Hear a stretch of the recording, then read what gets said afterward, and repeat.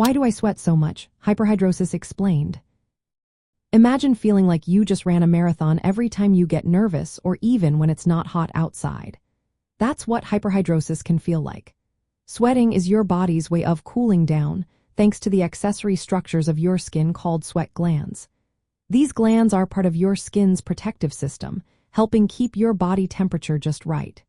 But sometimes, these glands go into overdrive, producing way more sweat than needed.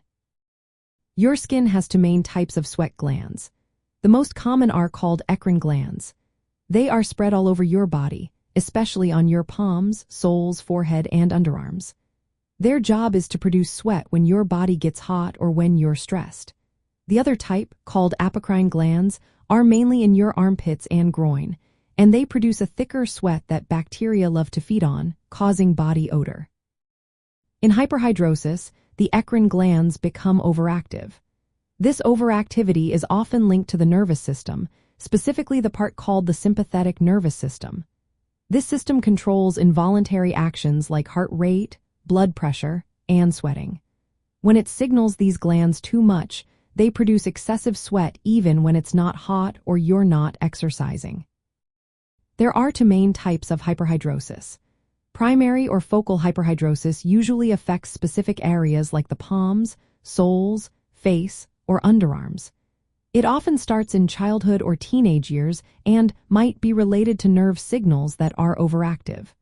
Some studies suggest it could be genetic or caused by nerve signaling abnormalities. Secondary hyperhidrosis, on the other hand, causes sweating all over the body and is usually linked to medical conditions like thyroid problems, infections, or medication side effects. Triggers like heat, humidity, emotional stress, anxiety, or caffeine can make sweating worse in hyperhidrosis. But sometimes, sweating happens even without any obvious reason. The sweat glands, which are accessory structures of the skin, are supposed to be tightly controlled.